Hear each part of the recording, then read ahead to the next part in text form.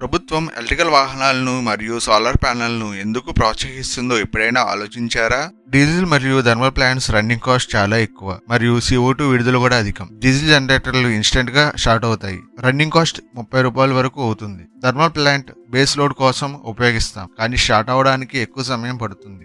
Operation లో శక్తి మొత్తం వేడి రూపంలోనే నష్టపోతుంది. వాటి సామర్థ్యం 35% ఉంటుంది. హైడర్ పవర్ ప్లాంట్ లో స్టోర్డ్ వాటర్ యొక్క పొటెన్షియల్ ఎనర్జీని ఉపయోగిస్తారు. ఆ వాటర్ పెన్స్టోక్ అనే పైప్ లో ఫ్లో అవుతుంది. అప్పుడు అది కైనెటిక్ ఎనర్జీగా మారుతుంది. ఈ హై ప్రెషర్ ఫ్లో టర్బైన్లను రొటేట్ చేస్తుంది. దాంతో ఆల్టర్నేటర్లు రొటేట్ అయ్యి విద్యుత్ ఉత్పత్తి అవుతుంది. ఈ ప్లాంట్ ప్రారంభ ఖర్చు ఎక్కువగా ఉంటుంది, కానీ ఆపరేషనల్ కాస్ట్ తక్కువగా ఉంటుంది మరియు పొల్యూషన్ లేకుండా ఉంటుంది. సోలార్ ప్యానెల్ ఫోటోవోల్టాయిక్ సెల్ ద్వారా సూర్యరశ్మిని విద్యుత్ శక్తిగా మారుస్తాయి. ఇది ఉచితం మరియు అనంతం. సోలార్ సిస్టమ్ యొక్క ప్రారంభ ఖర్చు మాధ్యమంగా ఉంటుంది, కానీ మెయింటెనెన్స్ మరియు ఫ్యూయల్ ఖర్చు ఉండవు. విండ్ టర్బైన్లు వాయువుని ఉపయోగించి ఆల్టర్నేటర్లను తిప్పడం ద్వారా కాలుష్య రహిత విద్యుత్తుని ఉత్పత్తి చేస్తాయి. ఈ ప్లాంట్ ప్రారంభ ఖర్చు మాధ్యమంగా ఉంటుంది.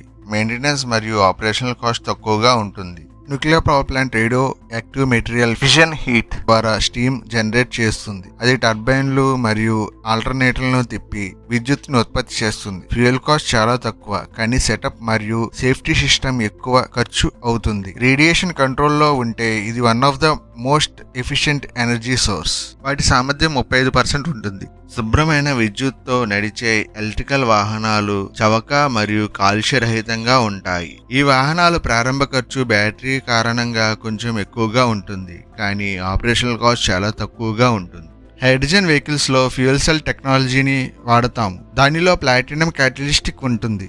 అది చాలా కాస్ట్లీ మెటల్. హైడ్రోజన్ గ్యాస్ చాలా ఫ్లేమబుల్ కాబట్టి స్టోరేజ్ మరియు హ్యాండ్లింగ్ ప్రమాదకరం. ఈ టెక్నాలజీ ఇప్పుడు పబ్లిక్ ట్రాన్స్పోర్ట్ లో వస్తుంది. బస్సెస్ లో టెస్ట్ చేస్తున్నారు. ఇందులో ఎమిషన్ వాటర్ వేపరే. ఈవీలు మరియు హైడ్రోజన్ వెహికల్స్ రెండు BLDC మోడల్ నే వాడతాయి. డిఫరెన్స్ పవర్ సోర్స్ లోనే. ఈవీలో బ్యాటరీలు, హైడ్రోజన్ లో fuel cell. Lithium, platinum, copper, aluminium, iron, steel, లోహాలు, డీజిల్, పెట్రోల్, కోల్ ఇంధనాలు అన్ని భూమిలో నుండి మైనింగ్ మరియు డ్రిల్లింగ్ ద్వారా తీస్తాం. ఈ ప్రాసెస్ల వల్ల సర్ఫేస్ డ్యామేజ్, పొల్యూషన్ మరియు ఎన్విరాన్మెంట్ లో ఇంబ్యాలెన్స్ వస్తాయి. కానీ మెటల్స్ రీసైకిల్ చేయగలము. ఫ్యూయల్స్ రెన్యూవబుల్ కావు మరియు మన భావితరాల కోసం పర్యావరణాన్ని రక్షించుకోగలము. సోలార్ ప్యానెల్స్ తో ఈవీ ఛార్జ్ చేయడం మంచి సెటప్. డీజిల్ జనరేటర్ తో కాదు. సోలార్ ప్యానెల్స్ వాడితే కాలుష్యం తగ్గుతుంది మరియు పవర్ కూడా సేవ్ అవుతుంది. టేబుల్లో చూసిన విధంగా డీజిల్ మరియు థర్మల్ ప్లాంట్లలో కాస్ట్ ఎక్కువ, పొల్యూషన్ కూడా ఎక్కువ. సోలార్, విండ్, హైడల్ మరియు ఈవీలలో